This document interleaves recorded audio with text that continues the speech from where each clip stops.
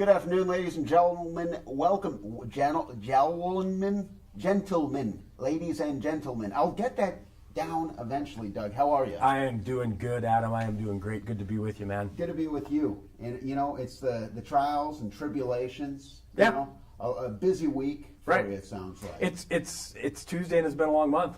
yeah. Sometimes that's the way it goes. But and that's like whether it's the outdoors or life is you just take what the day gives you and you drop off one truck, you pick up another truck, and that one dies, and the next thing you know, you say, "Hey, Adam, I need a place to just come and get myself put back together for a minute here," and that's exactly what it is. So I got myself a cup of water, I got myself a little outdoors chatter, and I'm good to go. Just drink a little water, bada boom. Bada bing. And you found what you're here. Yeah, that's You're it. here. You know, so again, drop off truck one, that's okay.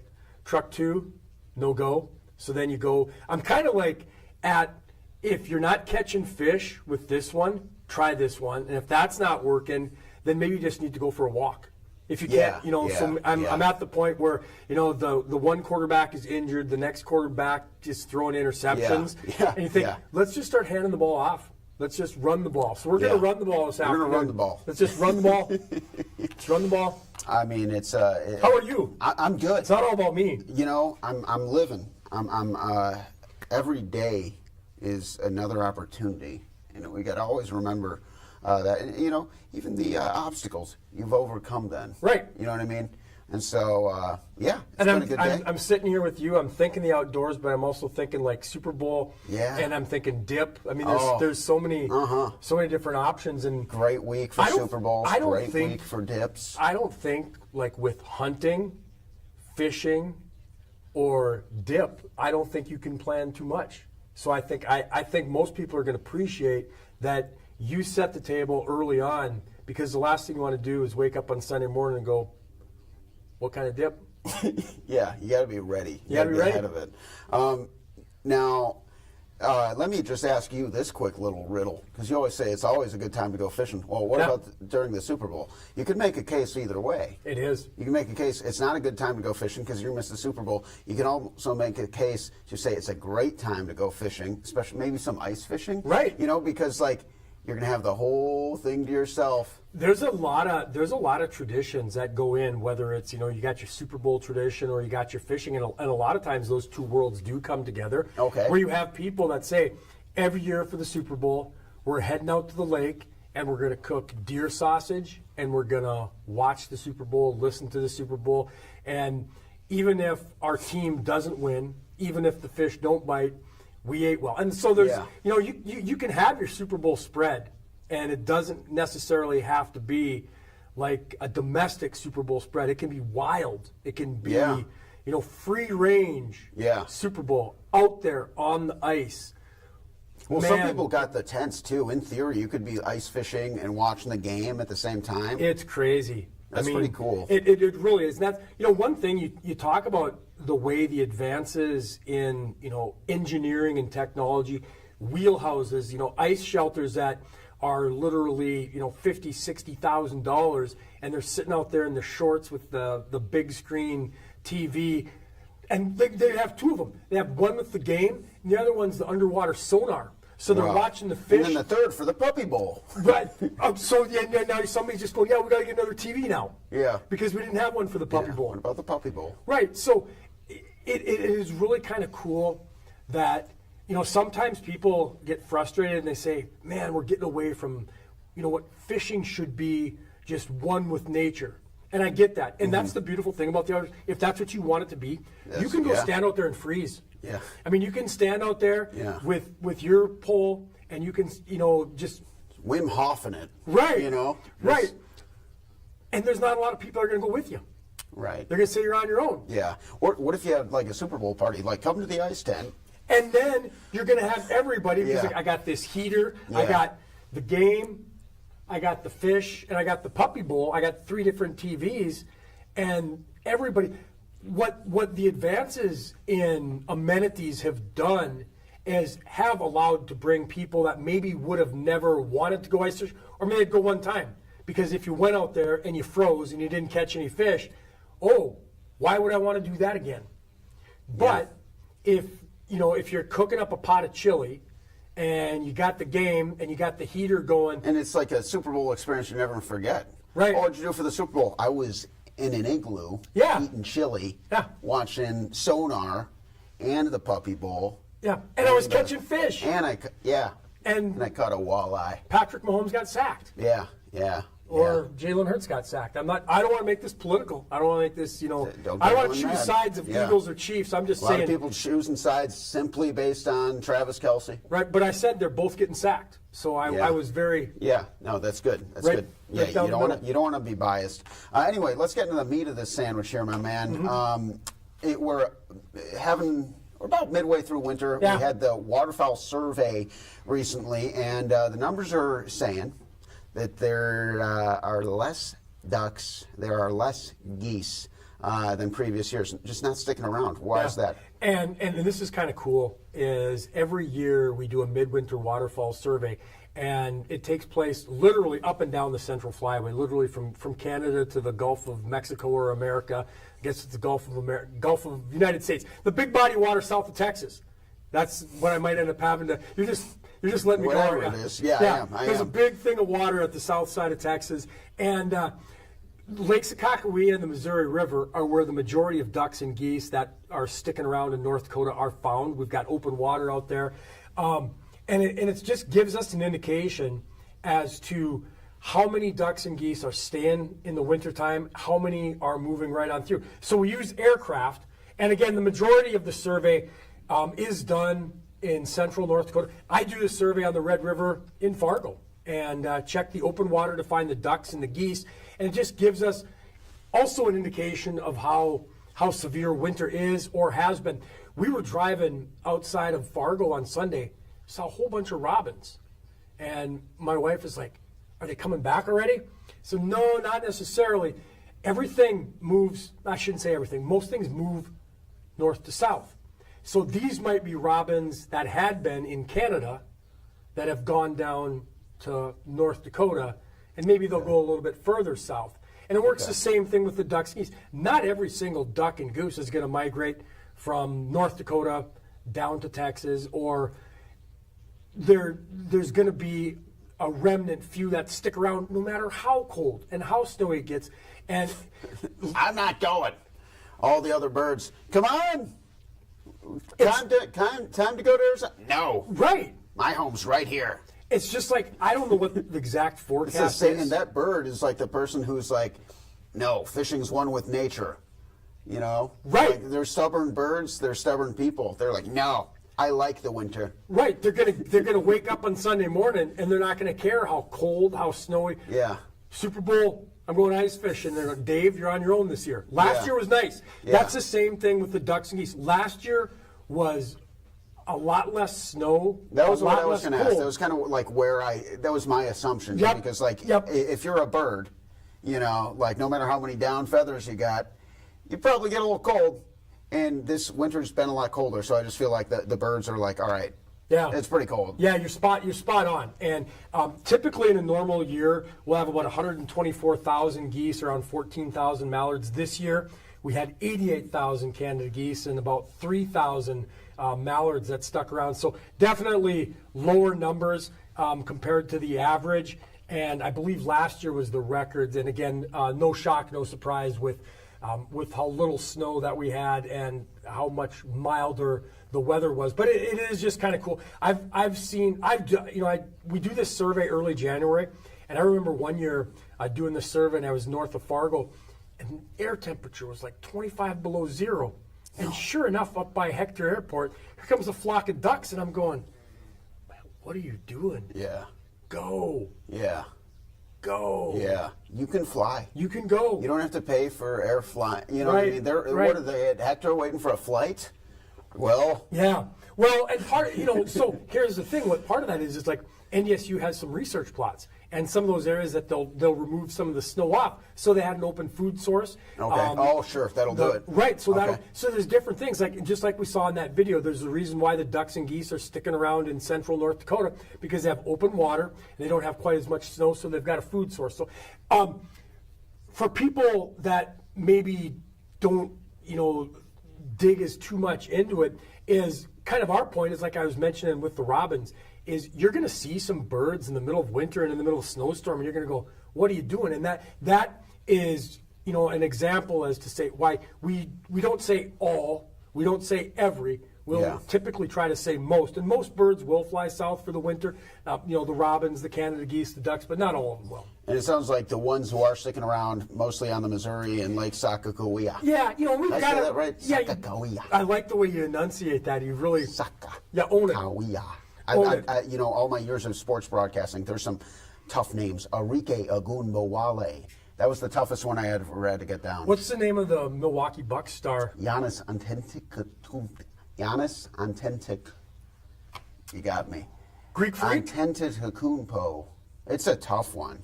But yeah, we just call him the Greek freak. That's a Call lot him easier. Giannis. That's a lot. Antetokounmpo. So I got it. If you came up with a name for Lake Sakakawea. Not yet? Okay.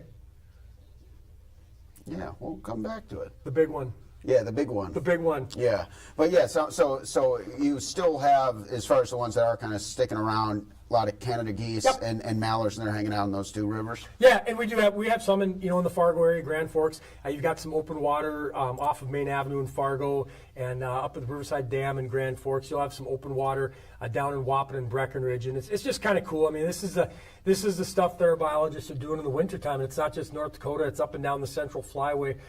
South Dakota, Kansas, just to make sure that there isn't duplication. And the other side of it is we do all have the option, if we choose, to leave, but we stay here. So maybe you can look at these ducks and geese and maybe go, yeah, we get you. You could have gone, but you stayed. We're sticking around. So there's a little bit of a mutual understanding between the ducks and the geese that stick around in the cold winter snow that we have. And do you think they're allies? I think rivals? So. No, I think they're allies. Okay. I think they get us, or at least that's what I'm holding on to that. I mean, because they're different, but they're also very similar. Yeah. Yep. I am a duck guy. Oh, I know that. I've never been a goose guy. I think geese are rude. Do you? I used to ride around my bike, and I would sit over and I would watch the ducks, and I would occasionally watch the geese. I remember one time I was even riding around on my bicycle, and I brought my camera with me. Yeah. And I'm taking a picture of this goose because it's just looking cool. It's over by the creek. Mm-hmm. That's what some people call creeks. Yep. So I'm over by the creek, and I get it. And then it's charging at me. I'm like, all right. You got two choices. You don't want to be taking pictures? Cool. Yeah. And so then I was like, would you like to sign this consent form? No. And she No. said, why? But no, the geese are not nice. I think I've had better luck with ducks.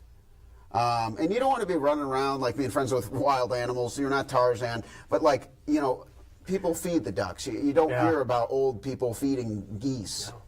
No. And my sister, she got bit by a goose when we were kids. Did she really? Yeah, she did. I mean, just like they're kind of mean. They are very territorial. Very, very, very territorial. And the fundamental wildlife animal response is fight or flight. Mm-hmm. And typically, what you'll find is a duck saying, "That's it, I'm out of here. Yeah, I'm gone." And the goose is like, "That's it, you're out of here." Yeah, I like that. That's exactly. Go. Oh my goodness! All right, moving down the line here. So, electronic posting. I'm going to go ahead and pull this up. Electronic posting system for private land is now available. Doug, what does this mean? Tell me everything. In North Dakota, if you want to go out hunting and you find property, you can look for it electronically or you can look for it physically, like a sign out there that says no hunting or no trespassing. We also have a system in place where the landowners can electronically post that property to say no hunting or trespassing, and it's the no hunting electronically. Okay. And because of that, we have an open enrollment, I guess would be probably a way to say that, and that actually started yesterday. And what we're doing is getting the word out to the landowners. It's been going on for maybe this might be like the 4th or 5th year. And so, yeah, there's the old-fashioned physical posting that you see on there, the green sign, and you can still do that if you want to. And we have a lot of landowners that still want to do that. They want to go out there, they want to put up the sign that says no hunting. We also have some that would much rather click on their computer and just say no hunting. It's up to the hunters themselves to look online or to look physically to find out if that land is posted. If it's not posted physically or electronically, then it is considered open to hunting in North Dakota. So if you're a landowner, you've never done this before, I don't want to say it's easy, but it's not that complicated to do it. You may want to have a son or daughter or someone else that has electronic posted help you out, but it's really as user friendly as we can make it. And the big thing is that the enrollment is open now, and it has to be posted or enrolled by July 1st. Okay. And that's so we can have all of our hunting maps and everything else produced, so we have an open period to do that.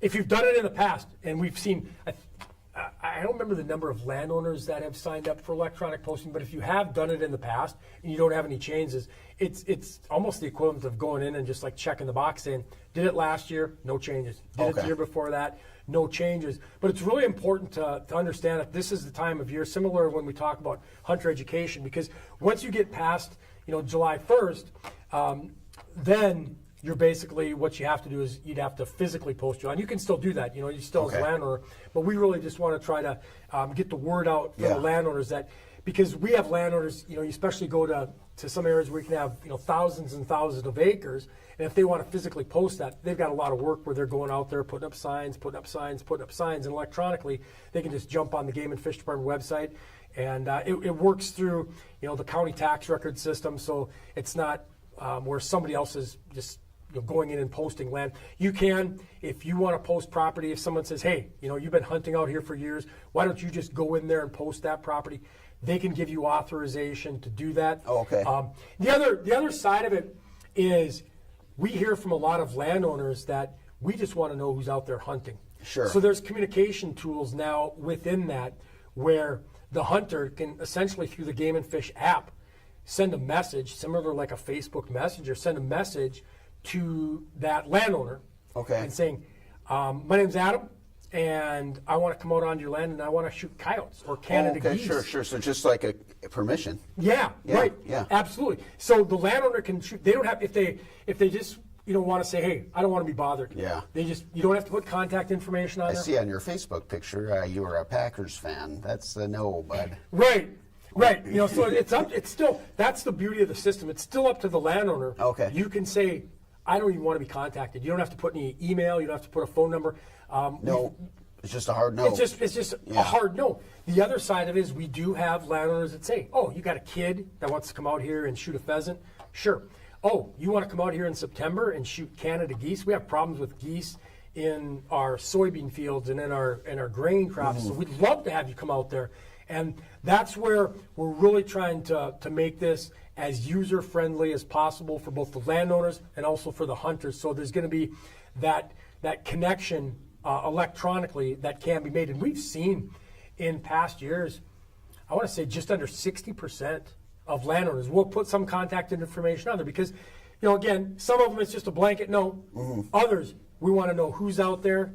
Or others, it might be, after the opening weekend of deer season, we don't care if you come out there. We hunt the opening weekend. We've got kids that come back for opening, whatever it might be. There's a lot of different scenarios. So it's really, trying to work through the the system for both ends of it. Any changes this year?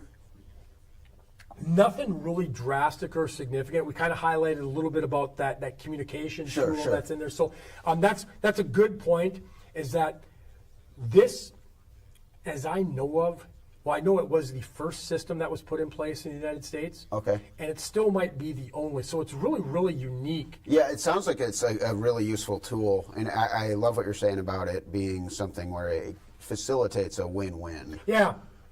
So that said, we didn't want to start this off and then go, whoa, we need to completely reevaluate what we're doing. We need to overhaul this entire system. That hasn't happened yet. So the good news is for hunters, for landowners, no real drastic changes.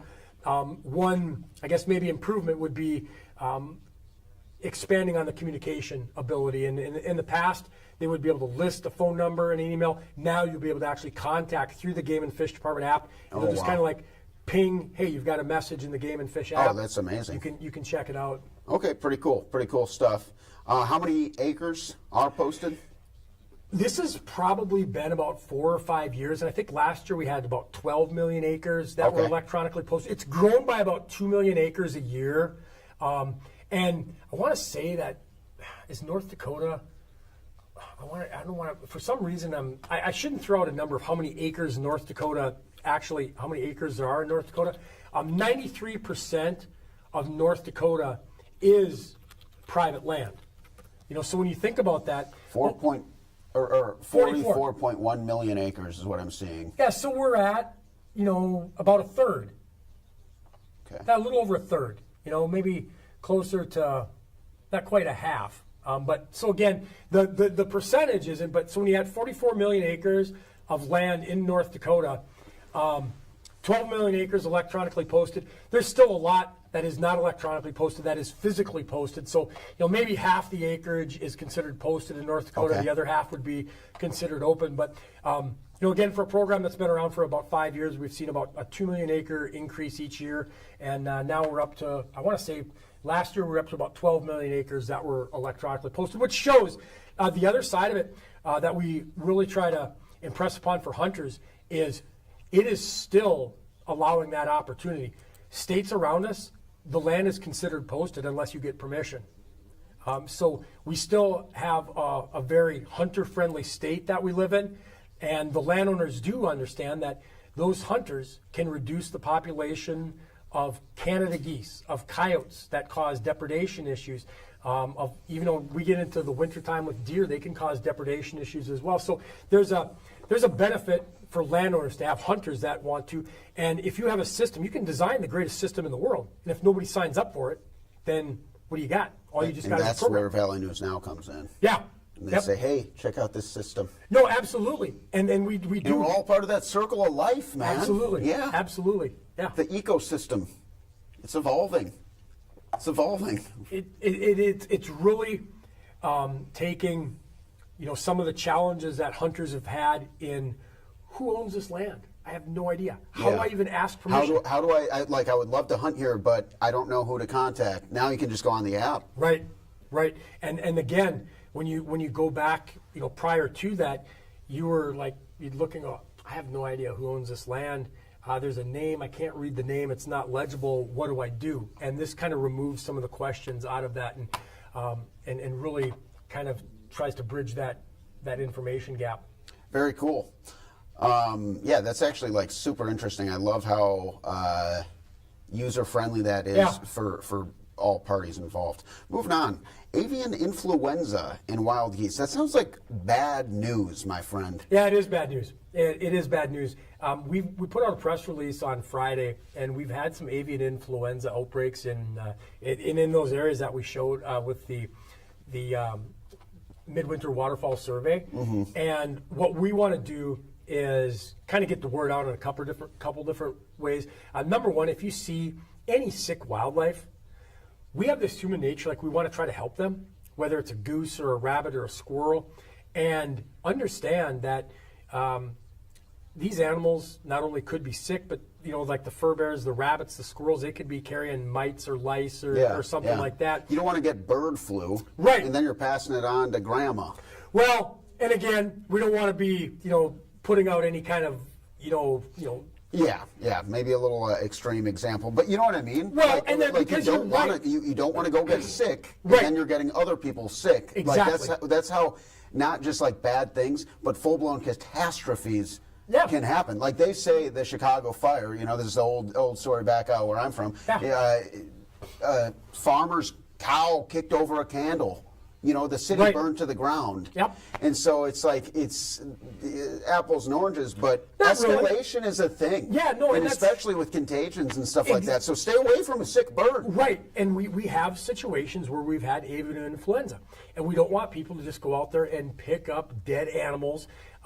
If you have something in your backyard, put on some rubber gloves, dispose of it in a plastic trash bag. The other thing for whether we're not asking people to go out and look for sick wildlife, But if you see something, we have a form on the Game and Fish Department website. You can go to our website and you can document any kind of situation that you find out there. Okay. And that's one of the things, because when you consider the vastness of North Dakota, we rely on the eyes and the ears of the people that are out there. And if you see one sick goose, one dead goose, not a huge concern.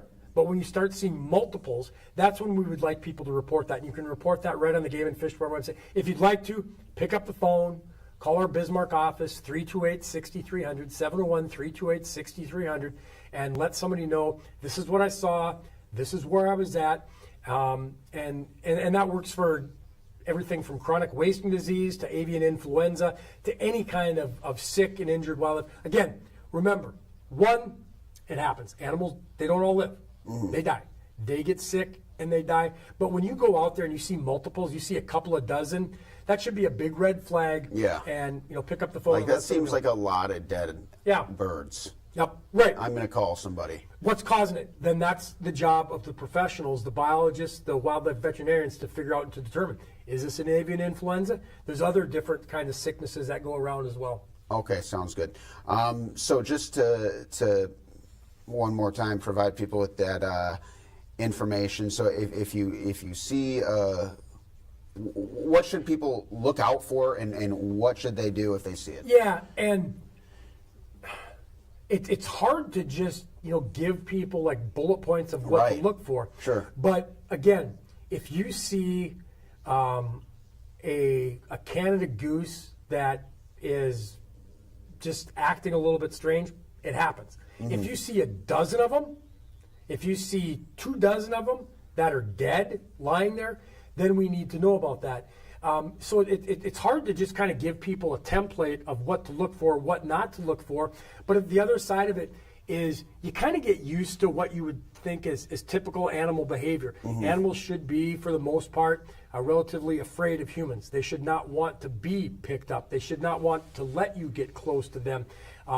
In the daytime, there should be a fear of humans for those wildlife. So keep your eye out for that, and especially like in the worst case scenario, if you're driving along in the countryside and you come over the hill and there's a field full of dead animals, whether it's deer or coyotes or Canada geese or rabbits or anything like that, we want to find out what it is, and that's our job. So if you do see that, please report that. All right, very good. Turkey reminder. We talked about sandwiches for a long time last time. We did. So the big reminder is the application deadline for spring turkeys is coming up February 12th. February 12th. And no real significant It's like changes. a week now. Is it a week? Yeah, I mean, a little over. It's the 4th, Yeah. That's coming in hot. Yeah, so we're a week from tomorrow. Yeah. So, I mean, like, you got 8 days. But don't say you've got 8 days. If you think about it, do it now, because then once we can look, it's kind of interesting, we can look at our computer-generated applications, and we can see the majority of people do wait till the last minute. Well, it's like that Van Halen song, Right Now. Right here, right now. Yeah. Right here, right now. So don't keep on putting it off, because then you get, oh man, I forgot to apply. And then you start hearing the Apollo Creed. There is no tomorrow, Rock. Right. There is no tomorrow. And then Rocky Balboa, he's not turkey hunting. No, because he missed the deadline. Because he missed the deadline. If you want to hunt turkeys in North Dakota, you have to have a tag. You can't be one. See? Yeah. You know what I mean? Yeah. If you want to hunt turkeys, don't be a turkey. Don't be a turkey. Don't miss out on it. So hit that deadline next week, Wednesday, February 12th. At midnight, the applications turn off, and it's done, and it's over with, and you will not be hunting turkeys. You have ample time. Yeah. But it is a ticking, so get on it. Legislative updates. Sounds like not a ton of big updates to share, but still, we're going to go take a look. Yeah, and I think the message that we're trying to really get across to people is, in the legislative session, there can be things that change over the course of literally hours, not just days and not just weeks. So what we've done in the Game and Fish Department is taken all of the bills that impact hunting, fishing, trapping, conservation, and then we put those on the Game and Fish Department website. and we've got the actual bill number. Like, so if you want to go and you want to look at bill, Senate Bill 2197, well, you can actually look through and you can read exactly who entered that bill, the verbiage on it, and you can see that Senate Bill 2197 failed in the Senate, 32 to 15, if you wanted to look and see who voted and how they voted. But there's several dozen other bills that are still active. Okay. And you can look at those bills. You can even filter that right here. Yeah, right. I mean, it's really user-friendly because we know you've got jobs, you've got families, but the other side of it is when you're not working and you're not with your family, you love to hunt and fish, and the legislative process can adjust how you spend your time outdoors. And what we want you to do is to take a look at it, and if you feel strongly enough about a bill, then contact your North Dakota State Senator, your North Dakota State Representative, and let them know, hey, my name's Adam, and I'm not sure if I really know what this bill means. They can get you in contact with somebody, and they can explain, this is why this bill was introduced. You can read up on it on the Game and Fish Department website, and then you can say, hey, I'd appreciate you voting in favor of this. I'd appreciate you voting against this bill. So right now is definitely a real peak time for legislative activity, and that'll be moving forward throughout winter and into spring, and we'll try to, when the big things, the biggest one that a lot of people were interested was Senate Bill 2137. That was the baiting bill, and that was voted on last week, and it passed the Senate 31 to 15. So it passes the Senate, then it goes over to the House of Representatives, and then if it passes there and is signed by the governor, then that bill goes into law. There you have it, folks. All right. That's all we got today. Do you have a Super Bowl prediction? I have a prediction. I'm going Chiefs. I'm going Chiefs. I'm going Carson Wentz. I wasn't supposed to say that. You weren't? I hope, no. You don't want the Chiefs to win? I you weren't do. supposed to pick yet. I told Russ I wasn't going to pick. Really? And you think that's going to change a lot? Hey, Russ, Adam picked the Chiefs. Yeah. I mean, come on. It would be like going against Michael Jordan. We're talking three-peats. Really? Yeah. But you got Dallas Goedert. Ooh, Dallas Goedert. Shiver me timbers. Whoa. Hey, pride of Britain, South Dakota. Oh, really? Yeah. Okay. I mean, I like Saquon Barkley. He's really good. Like, the Eagles, they got a good chance because they're going to be able to, they can do so many things to dictate the style of the game. Right. And that's really what's gotten them this far. But you're going Chiefs. I am going Chiefs. I just think that, how can you bet against them right now? How can you go against them right now? I'm not betting. Neither am I. But I'm picking. I'm picking. Yeah, and I'm a grinning. Yeah. Okay. Yeah, man. Are we picking and grinning?